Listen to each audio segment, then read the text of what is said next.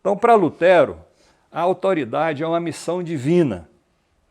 E veja, a autoridade é uma missão divina, o exercício da autoridade é uma missão divina. Não é? É ministro de Deus. E o cristão deve submeter-se. Então veja, da fase revolucionária, da pregação da revolta, ele passa a pregar o quê? A submissão. Não é? Interessante isso. A submissão não aos preceitos de Roma, mas aos preceitos daqueles que tinham adequado e assumido as ideias da reforma. Ou seja, substituiu um senhor por outro. Não é? Além do seu poder civil absoluto, o príncipe vigia e governa por direito divino, expressando e como representante da igreja cristã, da nova igreja cristã. Não é? Os bens eclesiásticos, os dons da comunidade cristã, pertencem à autoridade encarregada por Deus de governar a comunidade, portanto, aos príncipes. Então, veja, as riquezas acumuladas pela igreja são apropriadas pelos príncipes e são legítimos, porque eles são ministros de Deus. Então, substitui as ideias professadas pelo Vaticano, pela Igreja Romana, pela nova Igreja. Ou seja, substitui o opressor e o explorador. E isso, assim, com muita clareza. Tem escritos dele que isso é claro, inequívoco, diria assim. Não é? Os bens eclesiásticos, os príncipes luteranos, iam, pois, herdar a influência moral do Papa e, através da secularização dos bens eclesiásticos, aumentar sua fortuna e seu poder. O príncipe nomeia os pastores, olha aqui um outro elemento importante, não é? Os príncipes nomeiam os pastores e os superintendentes que inspecionam as igrejas e mantêm a pureza do culto.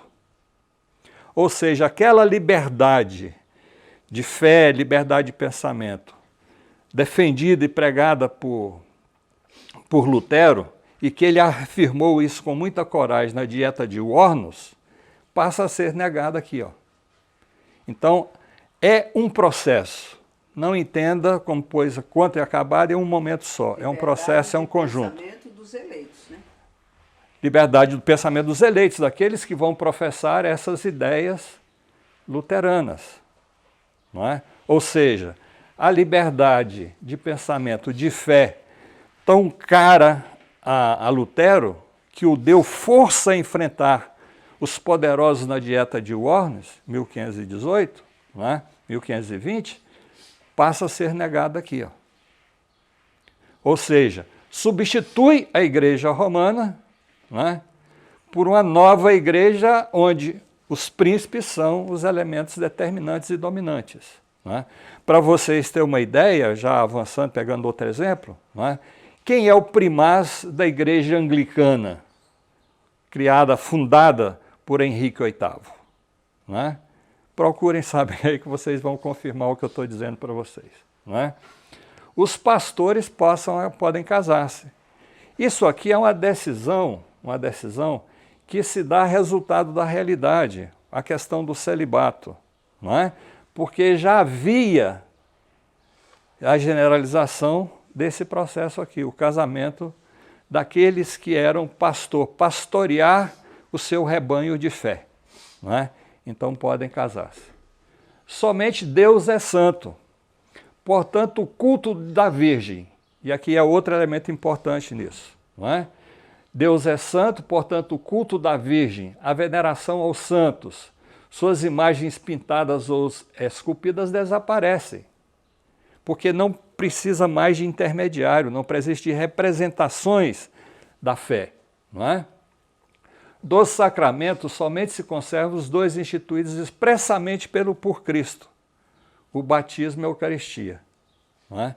Ou seja, teve um elemento importante no Brasil que foi afogado no Rio Jordão, e que se acredita que ele é mito, né? Se propaga que ele é o eleito, ele recebeu a graça divina para governar esse infeliz país nesse momento. Né? Cristo Deus está em toda parte. O Cristo homem pode estar em toda parte, desde que tenha a fé. não é? Cristo está, pois, realmente no pão e no vinho consagrados, se o comungante tem as disposições necessárias. Lutero recusa a transubstanciação, ininteligível para o seu nominalismo, mas admite a presença real, a consubstanciação. Assim, o culto pode ser simplificado. Que o culto hoje, vamos dizer assim, dessas igrejas protestantes é mais o discurso, né? Parlar. Não é? Não tem todo aquele ritual típico da igreja romana. Não é? A confissão não é obrigatória. A igreja do Estado suprime toda a liberdade de discussão, castiga os dissidentes, entrava o surto do pensamento livre, exige a submissão passiva. Ou seja, a igreja luterana nos estados prussianos passa a ser fundamentalista, os estados passam a ser fundamentalistas, porque cabe aos príncipes impor e velar pela fé luterana. Né? A pregação de Lutero encontra campo fértil no Sacro Império Romano Germânico, aquilo que eu mostrei para vocês, que no momento enfrentava situação econômica e social instável. Os príncipes, que se colocavam em oposição às tentativas centralizadoras do imperador católico Carlos V, revoltados com a ocupação da maioria dos altos cargos eclesiásticos por italianos, veja a questão de Roma, né? De italianos, ou da Península Itálica, e cobiçavam os bens da igreja. Encontram justificativa religiosa para a defesa dos seus interesses. Então, volto a reafirmar aqui, para não ficar dúvida. Não é? Eles encontram uma justificativa religiosa para a defesa dos seus interesses.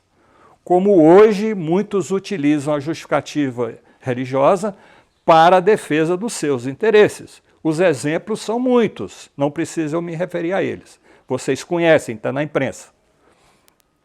É desencadeada grande agitação em torno das ideias de Lutero, principalmente com o confisco de bens, dos bens da igreja. Nas regiões ao sul da Alemanha, da hoje Alemanha, a pequena nobreza saqueia os bens eclesiásticos.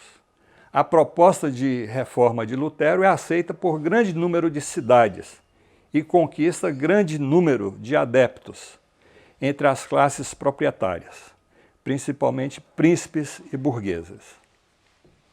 O êxito estava quase assegurado, pelo menos em grande parte dos estados prussianos na Alemanha.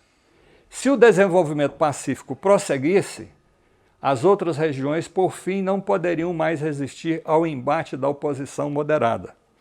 Porém, toda ação violenta faria estourar o conflito entre a parte, né, o partido dos moderados e a parte dos extremistas, o partido dos extremistas plebeus e camponeses. Então veja aqui, tem uma característica de classe, não é? Extremistas são plebeus e camponeses, e os outros são príncipes, nobreza. Não é? Os príncipes, a nobreza e muitas cidades se separariam do movimento. Neste conflito se coloca o dilema. O partido da nobreza e da burguesia seria derrubado pelos camponeses no seu processo de radicalização, ou a reação católica destruiria todos os partidos do movimento. Não é? Então vocês vejam aqui que tem uma contradição de fé, uma contradição militar e uma contradição econômica e existencial. Assim, aqui que eu chamaria a atenção de vocês, Lutero não vê com bons olhos a insurreição camponesa na região renana. Então, sob a tutela de príncipes católicos que vacilavam em aderir à reforma, né, inicialmente Lutero assume uma posição conciliadora. Mas à medida que a revolta amplia-se e chega a regiões governadas por príncipes que tinham assumido a reforma luterana e haviam sido iniciadas as pilhagens, os camponeses passam a ser violentamente reprimidos, com apoio declarado de Lutero. Para quem? Para Lutero. Não punir ou não castigar as hordas homicidas e saqueadoras de camponeses é pecar contra Deus. Então vocês percebam que nesse processo de construção das ideias de Lutero, não é, as contradições vão aparecendo. e vão sendo explicitadas com muita nitidez. Ou seja, os saques que antes foram permitidos à nobreza passam a ser proibidos para o campesinato. Ou seja, uma posição de classe, não é?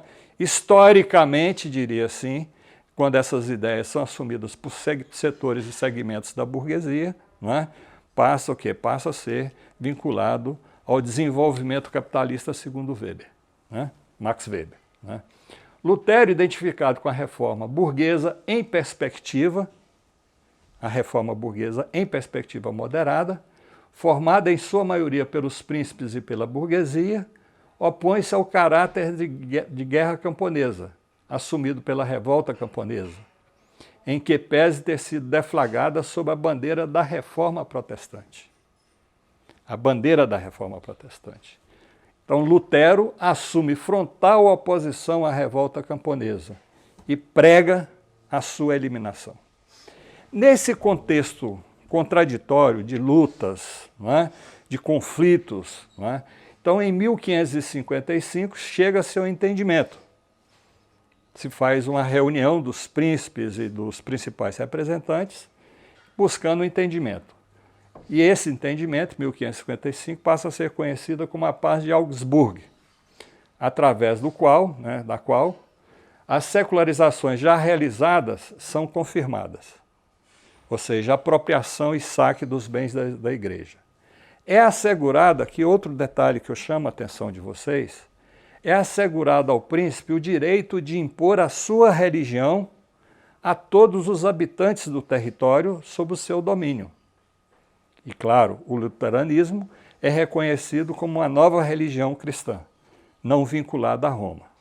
Então vocês percebam que daquela crise de fé, da busca da salvação, da liberdade de ler e interpretar a Bíblia, da liberdade de expressão, o que institucionaliza-se, transforma-se em igreja e vem junto, no bojo aí, na mala, vem a opressão e a continuidade da exploração de classe.